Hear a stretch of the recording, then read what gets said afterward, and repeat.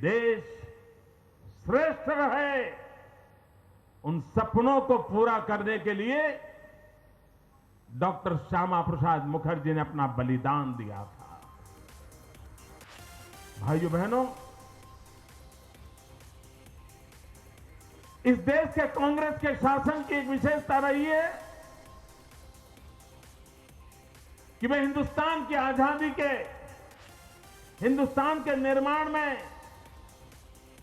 कितना ही किसी ने योगदान किया हो, कांग्रेस इसे स्वीकार करने को तैयार नहीं है। अभी बादल साहब बता रहे थे, अंडमान निकोबार की जेल में कितने पंजाब के नौजवानों ने अपनी जवानी खपा दी। देश की आजादी के लिए भगत सिंह समेत कितने महापुरुषों ने फांसी के फंदे पर लटक करके इस देश को आजादी दिलाई थी। लेकिन इस देश के किसी भी व्यक्ति के बलिदान को कांग्रेस बलिदान मानने को तैयार नहीं है।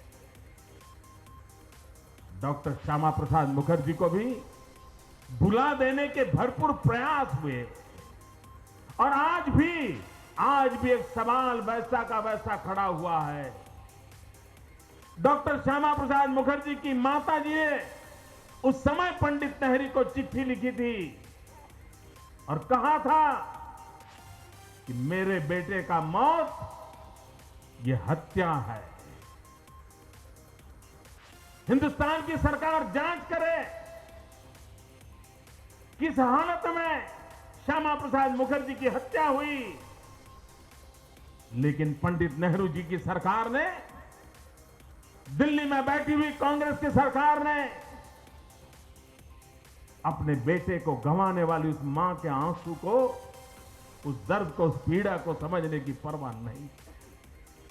आप कल्पना कर सकते हैं मित्रों, जब डॉक्टर श्यामा प्रसाद मुखर्जी ने सत्याग्रह किया था, आयु सिर्फ 51 वर्ष थी और उसके पहले कभी भी उनके स्वास्थ्य की बीमारी की शिकायत इस देश ने सुनी नहीं थी।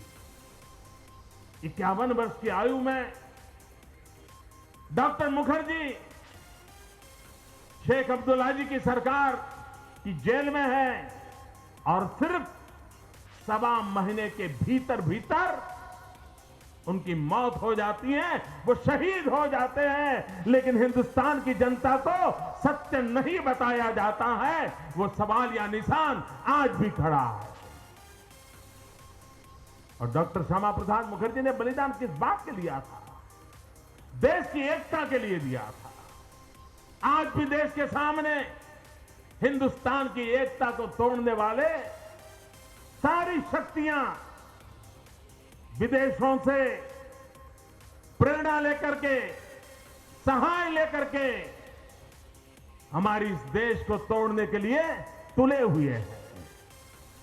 और वोट बैंक की राजनीति में डूबी हुई दिल्ली की सरकार देश के सामान्य मानवी को सुरक्षा देने में विफल हो गई है। देश की एकता पर हमेशा संकट मंडराते रहते हैं, ये उनकी नाकामी का निशानी है। डॉक्टर श्यामा प्रसाद मुखर्जी हिंदुस्तान की पहली सरकार में मंत्री थे, सरदार पटेल मंत्री थे, डॉक्टर बाबा साहब आंबेडकर मंत्री थे। और मित्रों, आज मैं एक बड़ा गंभीर बात बताना चाहता हूं। उस समय की हिंदुस्तान की पहली सरकार में अगर कोई स्वतंत्र आवाज थी तो इन 3 महापुरुषों की थी। पंडित नेहरू की जो सोच थी, उस सोच के सामने सत्य उजागर का सामर्थ्य इन 3 महापुरुषों में हुआ करता था। और पंडित नेहरू को ये तीनों महापुरुष पसंद नहीं थे। और जब सरदार पटेल हमें छोड़ के चले गए, डॉक्टर श्यामा प्रसाद मुखर्जी का बलिदान हो गया, डॉक्टर बाबा साहब आंबेडकर ने मंत्री पद छोड़ दिया, उस समय की सरकार निरंकुश हो गई। कांग्रेस का निरंकुश होने का बीज उसी समय बोया गया था।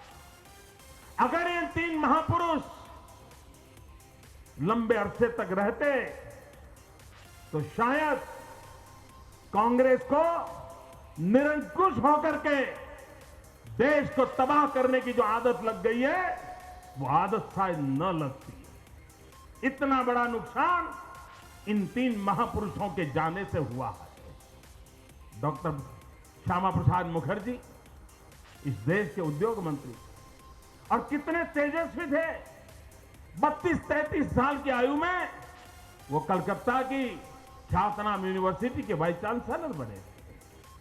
वो उतने तेजस्वी थे कि उन्होंने हिंदुस्तान के औद्योगिक विकास की, उसमें भी cottage industry, small scale industry, PSUs, उसके विषय में जो उस समय पॉलिसी बनाई थी, जो अवधारणा रखी थी, वो अवधारणा आज भी मूल धारा के रूप में हिंदुस्तान की विकास यात्रा में चल रही है।